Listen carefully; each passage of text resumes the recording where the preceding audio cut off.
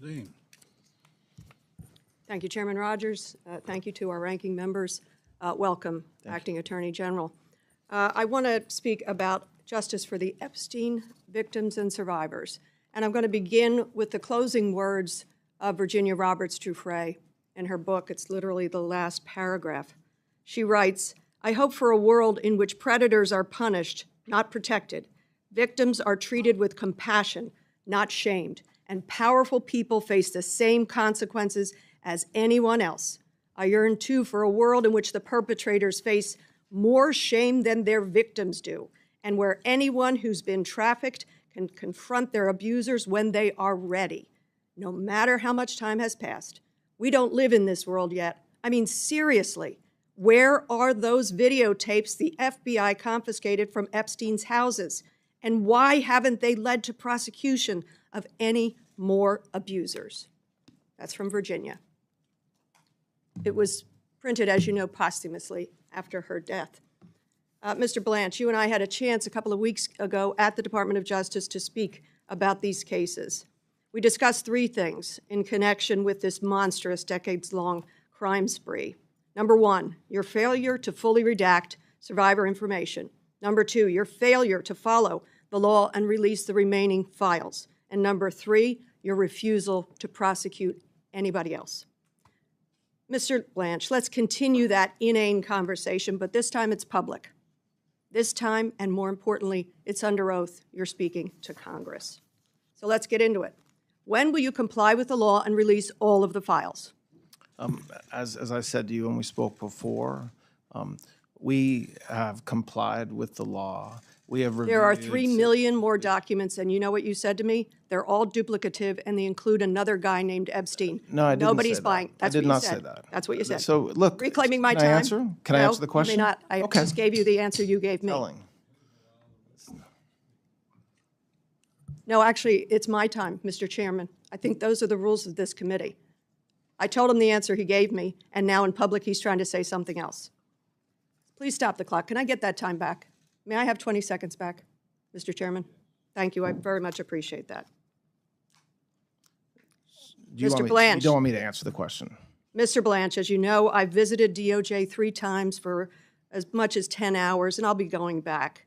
Does the Epstein File Transparency Act say that the files should be available to members of Congress with a minder at DOJ, where you're in a secure room, you can't write on any of the binders, you can take your own notes? Is that what the Transparency Act says? It doesn't require we allow you to come to DOJ at all. We did that on our own. What does it say in terms of transparency? It says that they should be made publicly available. And they Am were. Am I correct? And Publicly they were. available. And they were. Oh, well, let's talk about that. Okay. Time of the gentlelady has expired. I beg your pardon. And I'd actually like to get 20 seconds back. How do I get cut off 2 minutes into this? 2 minutes and 10 seconds left. Time of the gentlelady has expired. I beg your pardon, Mr. Chairman. No, that's not right. What rules are we operating under?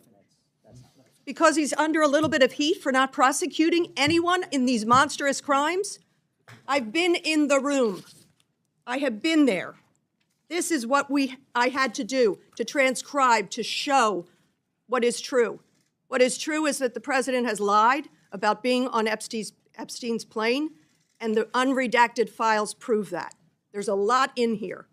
I am shocked at this. There's also this set of files in the file. This is investigation into the potential co-conspirators of Jeffrey Epstein. I almost used up all the blank ink in the hallway because it's all covered up. It's all covered up. The American people are not stupid. They know that when members of Congress have to go in and actually unredact to try to find the truth for these victims, something is corrupt. Something is corrosive. You were paid $10 million to represent the president. You hang a 30-foot banner of the president's menacing face over the entrance to the Department of Justice. You said that if you were terminated or not moved forward as Attorney General, you would say to the president, "I love you, sir." So I have one question for you.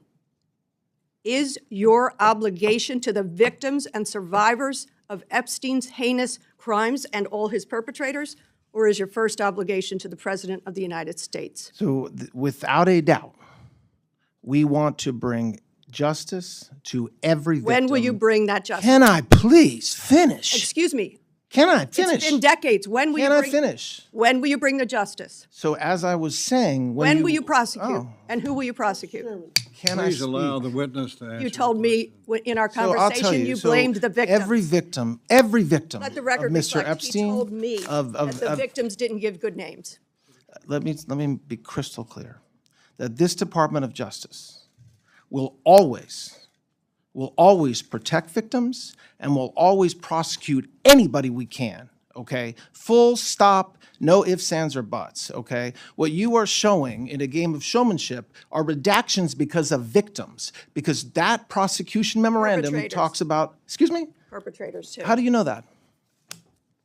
Go ahead. Talk to the Exactly. victims. So Talk to the victims. they're victims' names, which we are required to redact, required by law to redact, which we did.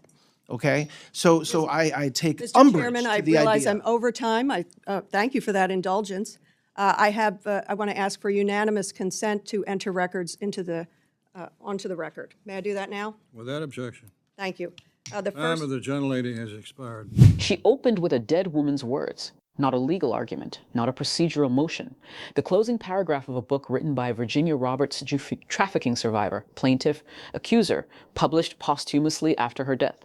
Words she wrote about a world that does not yet exist, a world where predators are punished, not protected, where victims are treated with compassion, not shamed, where powerful people face the same consequences as anyone else. That is how this hearing began. And the congresswoman who read those words into the record had been inside the Department of Justice 3 times for as many as 10 hours. She had sat in a secure room with binders she could not write on, supervised by a DOJ minder, reviewing what the department calls its compliance with the Epstein File Transparency Act. That context matters before a single exchange is analyzed, because what followed was not a debate about legal frameworks. It was a confrontation between someone who had been in that room and the man responsible for what was in it. The congresswoman came with 3 specific charges, not characterizations. Charges she said she had raised with Todd Blanche directly in a private meeting at the Department of Justice weeks before this hearing. She named them in sequence. First, failure to fully redact survivor information. Second, failure to follow the law and release the remaining files. Third, refusal to prosecute anybody else connected to Epstein's crimes. She then said something that defined the architecture of everything that followed. She said, "We discussed these things before, but this time it is public. And more importantly, this time it is under oath." That distinction, private conversation versus sworn congressional testimony, is not rhetorical. It is the entire point of a congressional hearing. What a witness says to a member of Congress in a private meeting carries no legal weight. What that same witness says under oath before a committee carries consequences. The congresswoman was not relitigating a prior She was creating a record in which Blanche's current sworn statements could be measured against what she says he told her before. She asked when he would comply with the law and release all the files. Blanche said they had complied with the law. Then she put a specific claim on the record. She said there were 3 million more documents. And she said that in their private meeting, Blanche told her they were all duplicative and included another person named Epstein. Blanche denied it directly on the record. He said he did not say that. Read that exchange carefully. 2 people in the same private meeting. One says a specific thing was said. The other denies it under oath. There is no transcript of the private meeting.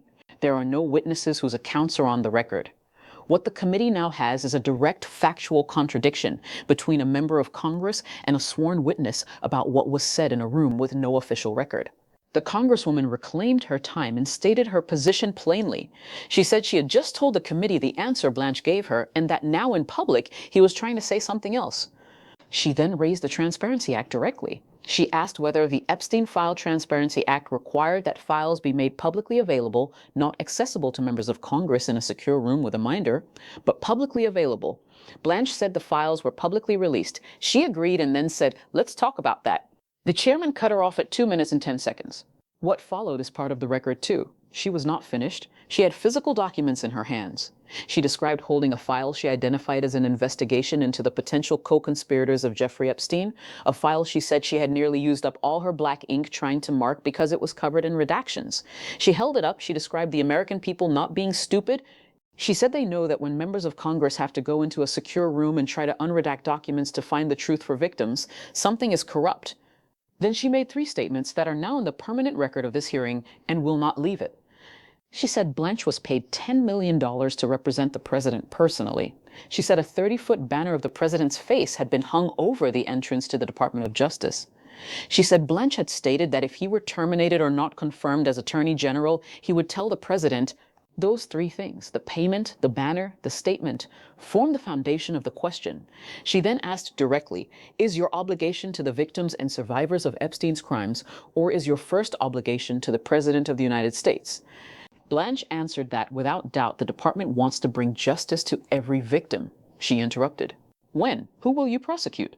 The exchange broke down into crosstalk. Blanche accused her of showing redacted documents as showmanship.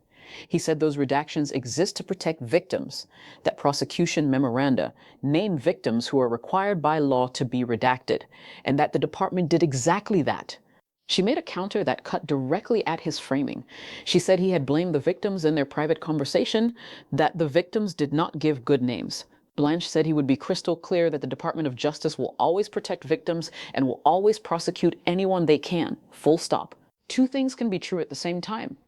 Redactions protecting victim identities and prosecution memoranda are legally required and institutionally legitimate. A department that removes victim names from public documents is not automatically engaged in a cover-up.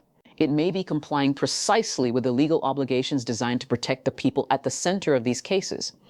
Blanche's position that the redactions exist for the victims, not against them, is a defensible legal argument, not a transparent evasion. Both of those are reasonable positions.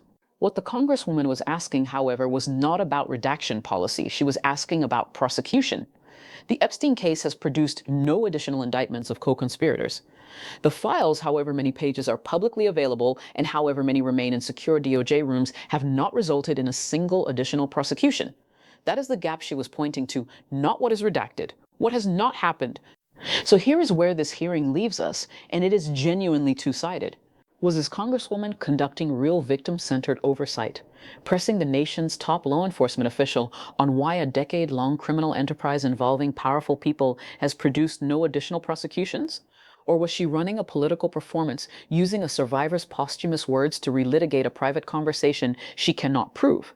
Was Todd Blanche defending a department following the law, redacting what must be redacted, protecting victims, the only way the law permits? Or was he stonewalling a legitimate inquiry on behalf of a president whose name appears in the very files being discussed? 2 different stories. Same hearing, same official record. Tell me in the comments which version you walked away believing. If you stayed this long, subscribe. The files are not fully released. The prosecutions have not come. The hearings are not over.